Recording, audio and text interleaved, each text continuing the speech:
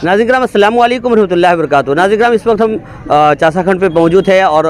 बहुत ही अहम चौराहे चासाखंड जकरी का जो अहम चौराहा यहाँ पे मौजूद है और यहाँ पे नामूस रिसालत के तहत जो है तमाम लोग इकट्ठा हुए और मुफ्ती सलमान अज़हरी साहब की गिरफ़्तारी को लेकर जिस तरह पूरे देश भर में एहतजाज जारी है ताकि उनकी जो है रिहाई हो, इसी को लेकर जो है आज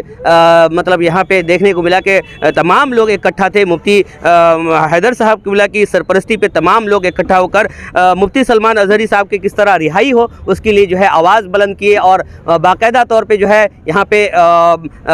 तमाम लोगों के अंदर इश्क़ रसूल की जो है मोहब्बत को बरकरार रखने की कोशिश की गई और कहा गया कि मतलब हुकूमत से भी जो है बहुत सारी अपील की गई। आइए सीधा मुफ्ती हैदर साहब हमारे साथ हैं क्योंकि मुफ्ती हैदर साहब सिर्फ चासाखंड या फिर यहाँ जखरई के लिए नहीं बल्कि पूरे ओडिशा के लिए जो है कौम के रहनुमा माने जाते हैं और उनकी आवाज़ जो है पूरे ओडिशा के लोग सुनते हैं। तो उनसे पूछेंगे कि मुफ्ती साहब आज आपकी सरपरस्ती पे जो तमाम लोग इकट्ठा हुए और मुफ्ती सलमान अज़हरी की रिहाई के लिए जो है मांग जो रख रहे थे, आप क्या कहना चाहेंगे सीधा सीधा हुकूमत कि हमारी साफ़ सुथरी बात यही है कि हम जिस मुल्क में ज़िंदगी काट रहे हैं ये अमन व अमान का दर्स दे रहा है, तो बेला वजह और संविधान के उसूल के ख़िलाफ़ जो उन्हें गिरफ़्तार किया गया है उन्हें रिहा कर दें। बस हम यही कहना चाहते हैं, इसके अलावा हम कुछ और नहीं कहना चाहते। तो ये जो तमाम लोग इकट्ठा हुए थे और क्योंकि मुफ्ती जो सलमान अज़हरी साहब है वो यहाँ आ चुके हैं आपके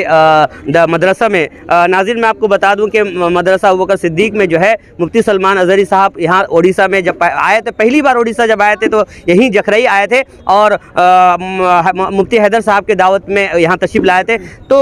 किस तरह जब आपको जब ये खबर मिली, आपको वाकई आपकी दोस्ती है, आपकी जो है जानकारी सनासाई है, तो किस तरह महसूस हुई, किस तरह क्या कहने चाहेंगे दिल की? मुफ्ती साहब किबला के ताल्लुक़ से जो खबर मिली कि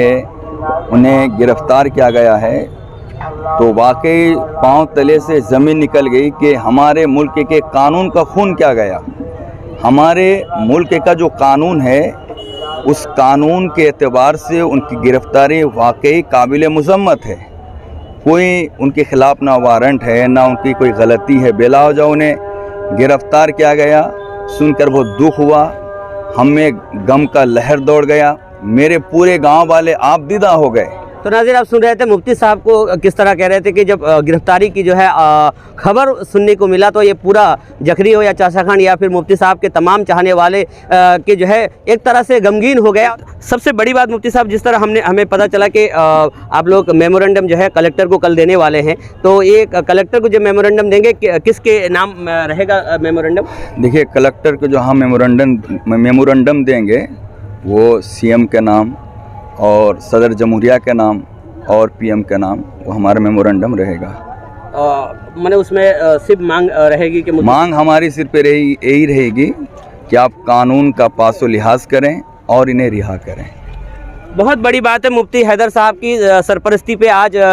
चासाखंड जखरई में ज़बरदस्त तरीके से लोगों ने नामूस रिसालत को ज़िंदा रखने के लिए इश्क़ रसूल में जो है इकट्ठा हुए थे और ख़ासकर मुफ्ती सलमान अज़हरी साहब को किस तरह रिहा किया जाए इसके लिए इकट्ठा थे। किस तरह देखते हैं, किस तरह जज्बा है, किस तरह जुनून है, पूरा हिंदुस्तान ये नज़ारा देखेगा। लेकिन जो कि शहर बालाशोर में इस तरह का नहीं हो पाया, लेकिन गाँव में इस तरह की मोहब्बत देखने को मिली, ये बहुत बड़ी बात है। एक तरह से मैं कहूँगा कि शहर बालाशोर शहर वालों के लिए एक तरह से सबक है कि गांव से सीखने की ज़रूरत है। मेरा नाम मोहम्मद अशरफ रज़ा। आप बहुत ही बेहतरीन नाते पाक का जो है मिसरा सुना रहे थे,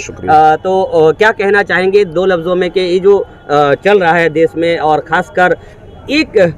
जो है मतलब टारगेट बनाया जा रहा है, एक रंग को टारगेट बनाया जा रहा है, तो क्या कहना चाहेंगे? देखिए, इसके पीछे हमको लगता है कि कोई बहुत बड़ी सियासी ताकत है जो हिंदुस्तान की जो गंगा ज़मनी तहज़ीब है इस तहज़ीब को मिटाना चाहती है और आपस में एक खाई बनाना चाहती है कौमों के दरमियान, जिसका वो सियासी फ़ायदा उठा सकें। और उसी की ये कड़ी है कि आज पर्टिकुलर एक रिलीजन के क्या कहते हैं वक्ताओं को और या फिर उनके नामचीन आदमियों को उठाया जा रहा है और वो गैर कानूनी तरीके से उठाया जा रहा है, इल्लीगल तरीके से उठाया जा रहा है, डिटेन किया जा रहा है जहाँ कानून का बिल्कुल पासो लिहाज नहीं किया जा रहा है। और उस पर्टिकुलर एक रिलीजियस ग्रुप के लोगों को उठाने में न जाने सिस्टम को इतनी उजलत क्यों, इतनी जल्दबाजी क्यों है कि ना उन्हें नोटिस दिया जा रहा है और न उनकी बातें सुनी जा रही हैं,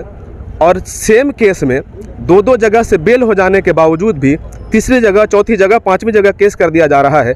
तो ये बात समझ से परे है कि जहां दूसरे ग्रुप के लोग, मैं ग्रुप ही कहूँगा, मैं चूँकि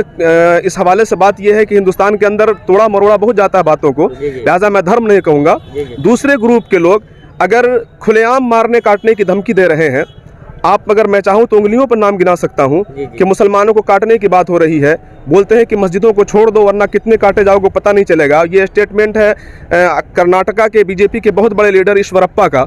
साध्वी रितंबरा हो या फिर साध्वी प्रज्ञा हो या फिर उनके जो बड़े बड़े लीडर्स हैं, या यतीम नरसिंहानंद हो, जिसका ताल्लुक सियासत से तो नहीं है लेकिन सियासत की पुष्टपनाही उसे ज़रूर हासिल है। चैनल ने बाकायदा मुफ्ती साहब के चेहरे को बिगाड़ कर जो है पेश करनी, हाँ, वो मैं उस चैनल का नाम लेना चाहूँगा, सुदर्शन चैनल उसका नाम है, और ख़ुद उसका जो संपादक है सुरेश चौहान के, वो न जाने मुसलमानों के ख़िलाफ़ कितनी बदतमीज़ियाँ करता है। यहाँ तक कि मुसलमानों के सबसे मुक़द्दस मकामात में से एक मकाम मदीना मुनव्वरा की भी उसने तौहीन की है अपना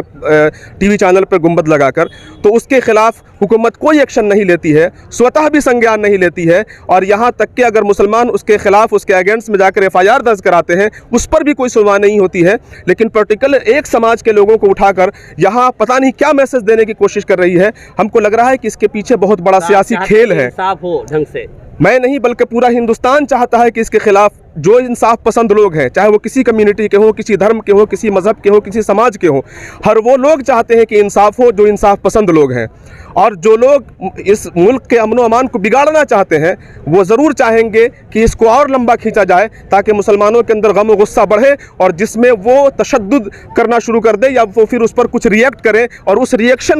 रिएक्शन ये होगा कि फिर मुसलमानों को बदनाम किया जाएगा हर टीवी चैनल्स पे, जो आप देखते आ रहे हैं, जिसे गोदी मीडिया आज कहा जा रहा है, कि ज़रा सा भी मुसलमान का नाम काफ़ी उनको बदनाम करने के लिए। लिहाजा हम ये चाहते हैं कि मुल्क का अमन व अमान न बिगड़े। इसके लिए सबसे पहले मुफ्ती सलमान अजहरी साहब और उन जैसे और भी जो बेगुनाह और बेकसूर लोग हैं जो कैदोबंद की ज़िंदगी गुजार रहे हैं, उनको रिहा कर दिया जाए। बहुत बड़ी बात मौलाना ने कही कि हिंदुस्तान गंगा जमनी की तहजीब है, यहाँ पे हिंदू, मुस्लिम, सिख, ईसाई हर तरह के लोग मिलकर रहते हैं। नाज़रीन, जो है यहाँ से यही मांग है कि मुल्क में अमन व अमान किस तरह बरकरार रहे, किस तरह हमारी भाईचारगी में जो है कोई तरह का खलल ना पड़े। हम जिस तरह मिलकर रहते हैं और अपने आप को कहते हैं कि हिंदू, मुस्लिम, सिख, ईसाई आपस में हैं, हम भाई भाई, इस तरह का हम भाई भाई बनकर रह सके और किस तरह किसी तरह से खलल ना पैदा हो, इसी के लिए ज़रूरी है, बहुत बहुत ज़रूरी है कि मुफ्ती सलमान अजहरी को जल्द से जल्द रिहा किया जाए। और इस तरह जो है बाकायदा एक मतलब लोगों के ऊपर में मतलब एक मज़हब के ऊपर में, एक रिलीजन के ऊपर में टारगेट नहीं बनाते हुए जो भी इस देश के खिलाफ हो या फिर इस देश में भड़काने का काम करता हो, उस पर भी एक्शन लिया जाए। यही मांग यहाँ से चासाखंड जखरी से आपको देखने को मिल रही थी। बहुत ही ज़बरदस्त तरीके से जो है यहाँ पे एहतजाज चल रहा था और मुफ्ती सलमान अजहरी साहब की रिहाई की मांग की जा रही थी। इसी के साथ अजीम बालेश्वरी, तर्जुमान, न्यूज़ टाइम, बालासोर, ओडिशा।